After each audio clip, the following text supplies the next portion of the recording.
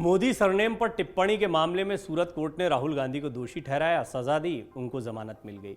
इसके बाद भाजपा अध्यक्ष जेपी नड्डा ने कांग्रेस नेता राहुल गांधी पर जमकर निशाना साधा। सूरत कोर्ट के फैसले का जिक्र करते हुए नड्डा ने राहुल की ओर से केंद्र सरकार पर लगाए गए पुराने आरोपों की बात की और कहा कि उन्हें हर बार अपने कथनों पर हार मिली है। नड्डा ने राफेल का जिक्र कर राहुल गांधी पर निशाना साधा। इतना ही नहीं, भाजपा अध्यक्ष ने राहुल पर ओबीसी समुदाय का अपमान करने तक का आरोप लगाया है। आइए हम आपको बताते हैं राहुल गांधी को लेकर जेपी नड्डा ने एक के बाद एक क्या बातें कही हैं, क्या ट्वीट्स किए हैं।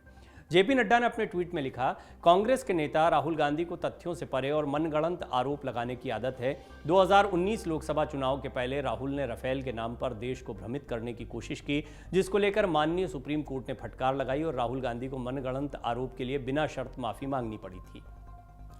जेपी नड्डा ने चौकीदार चोर है नारे का जिक्र करते हुए कहा कि राहुल गांधी ने फिर चौकीदार चोर है का शोर मचाया, जिस पर मीडिया रिपोर्ट के अनुसार कांग्रेस वर्किंग कमेटी के सदस्यों ने ऐतराज भी जताया। इस नारे पर जनता जनार्दन की अदालत ने 2019 चुनाव में राहुल गांधी को जमकर फटकार लगाई और कांग्रेस को मुंह की खानी पड़ी, बुरी हार का सामना करना पड़ा। जेपी नड्डा ने कहा, राहुल ने ओबीसी समाज को चोर कहा। भाजपा अध्यक्ष ने अपने ट्वीट में आगे कहा कि राहुल गांधी का अहंकार बहुत बड़ा और समझ बहुत छोटी है।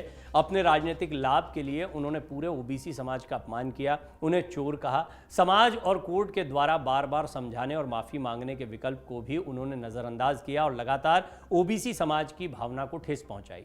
जेपी नड्डा ने एक अन्य ट्वीट में कहा, कल सूरत कोर्ट ने राहुल को ओबीसी समाज के प्रति उनके आपत्तिजनक बयान के लिए सजा सुनाई है, परंतु राहुल और कांग्रेस पार्टी अभी भी अपने अहंकार के चलते लगातार अपने बयान पर अड़े हैं और निरंतर ओबीसी समाज की भावनाओं को आहत कर रहे हैं। पूरा ओबीसी समाज प्रजातांत्रिक ढंग से राहुल से इस अपमान का बदला लेगा। केंद्रीय मंत्री भूपेंद्र यादव ने भी राहुल गांधी पर हमला बोला। केंद्रीय मंत्री भूपेंद्र यादव ने प्रेस कॉन्फ्रेंस कर कहा कि राहुल गांधी ने हमारी न्याय व्यवस्था का अपमान किया है, उन्होंने विदेशी धरती पर देश को बदनाम किया है। किसी भी नेता को ओबीसी समुदाय का अपमान करने का अधिकार नहीं है। राहुल गांधी का यह व्यवहार भारत जोड़ने नहीं, भारत तोड़ने वाला है। कांग्रेस कानूनी फैसले पर सवाल उठा रही है। किसी भी सरनेम का अपमान करना अभिव्यक्ति की स्वतंत्रता नहीं है। राहुल गांधी का ये लगातार अपमान कहना है, झूठ बोलना उनकी आदत है। उन्होंने लंदन में जाकर भी यही किया था।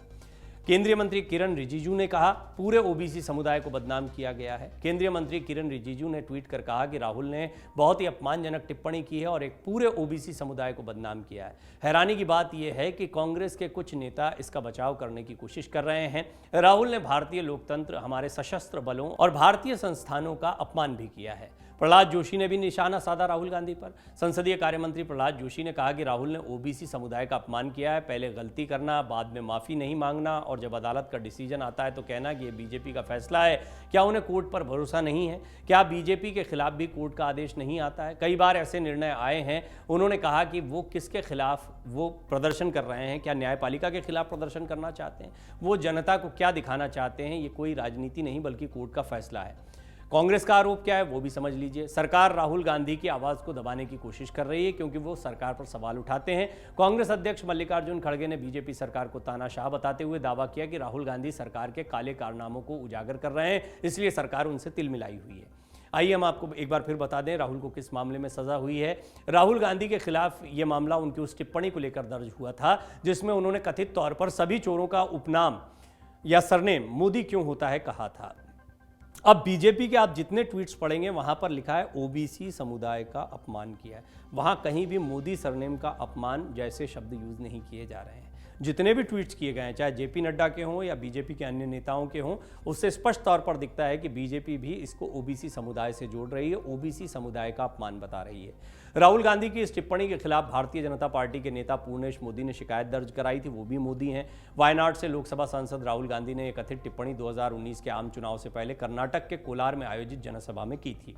कांग्रेस एक तरफ व्यापक प्रदर्शन की तैयारी कर रही है, विपक्ष को अपने साथ लामबंद कर रही है, तो बीजेपी ने इसमें ओबीसी का मुद्दा उठाया है। बीजेपी ये कह रही है कि पूरे एक समुदाय का, ओबीसी समुदाय का ये अपमान किया गया है। वो मोदी सरनेम की बात नहीं कर रहे हैं, ओबीसी समुदाय की बात कर रहे हैं। ये गौर करने वाली बात है। तो कुल मिलाकर जेपी नड्डा और बीजेपी के तमाम नेताओं के इन ट्वीट से बहुत स्पष्ट हो जाता है कि ये मुद्दा सिर्फ मोदी सरनेम के या प्रधानमंत्री मोदी के अपमान तक सीमित न रखकर बीजेपी व्यापक तौर पर इसे ओबीसी समुदाय के अपमान तक ले जा रही है। डाउनलोड करें अमर उजाला ऐप और पाएं खबरें लगातार।